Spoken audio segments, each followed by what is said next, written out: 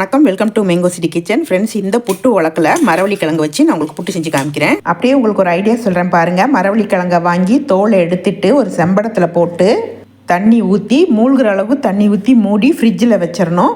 3 நாள் 4 நாள் ஆனாலும் கெட்டு போகாது. தண்ணி மட்டும் மாற்றி மாற்றி வச்சுக்கோங்க. அது மாதிரி தான் எடுத்து வச்சுருக்கேன். நான் இப்போ தேவையான அளவு எடுத்து நம்ம துருவிக்கலாம். எவ்வளோ நல்லா இருக்குப்பாங்க, நல்லா விளைஞ்ச கிழங்கு.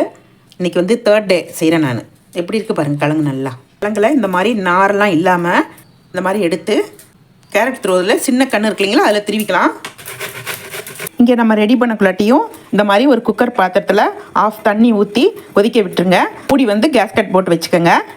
நல்லா திருவியாச்சு. இதில் உள்ள பாலை கொஞ்சமாக பிழிஞ்சு எடுத்துடணும். ரொம்ப எடுக்க வேண்டாம், இப்படி ஒரு அமுக்கு போதும்.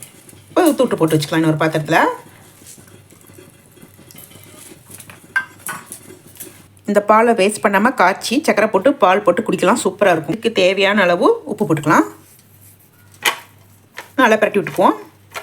இப்போ புட்டு பாத்திரத்தில் கொஞ்சமாக நெய் போட்டுக்கலாம். அப்படியே தடவி விட்டுருவோம். கொஞ்சோண்டு போட்டால் போதும். வில்லையை வச்சுக்கலாம். தேங்காய் பூ போட்டுக்கலாம். இப்போ இந்த கிழங்கு எடுத்து அப்படியே போட்டுக்குவோம்.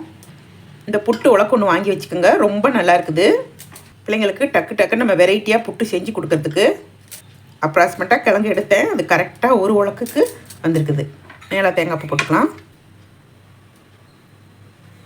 இப்போ இந்த உலக்கை ஒரே ஒரு தட்டு, அவ்வளோதான். இப்போ மூடிக்குவோம்.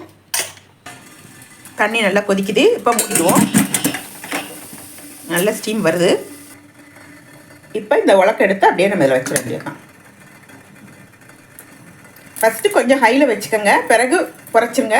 இல்லை ஹைலே வச்சு செஞ்சிங்கன்னா இப்படி தூக்கிக்கிட்டே வரும். 10 நிமிஷத்துக்குள்ளே வெந்துடும். வெந்தோன்னு பார்க்கலாம். நல்ல ஸ்டீம் வருது பாருங்கள். 4 ஹோல்லையும் வெந்துருச்சு. நம்ம எடுக்கலாம். அடுப்பு ஆஃப் பண்ணிக்கிறேன். சர்வ் பண்ணிக்கலாம்.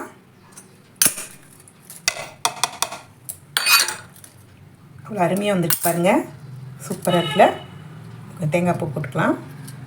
கொஞ்சம் நாட்டு சக்கரையும் போட்டுக்கலாம். கொஞ்சம் நாட்டு சக்கரை போடாமல் அப்படியே சாப்பிட்றதுனாலும் தேங்காய் போட்டு சாப்பிட்லாம். சூப்பராக இருக்கும்.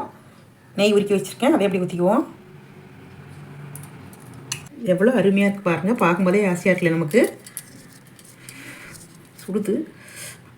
சொல்ல வார்த்தை இல்லை, அவ்வளோ டேஸ்ட்டாக இருக்குது. பிள்ளைங்களுக்கு கிழங்கு அப்படியே வேவிச்சு கொடுக்காம இந்த மாதிரி புட்டு செஞ்சு கொடுங்க. காலையில் பிரேக்ஃபாஸ்ட்டுக்கு சூப்பராக இருக்கும். ரொம்ப விரும்பி சாப்பிடுவாங்க. என்னுடைய சேனல் உங்களுக்கு பிடிச்சிருந்தா லைக் பண்ணுங்கள், ஷேர் பண்ணுங்கள், சப்ஸ்கிரைப் பண்ணுங்கள். மறக்காமல் பெல் பட்டனை ப்ரெஸ் பண்ணுங்கள். நன்றி, வணக்கம்.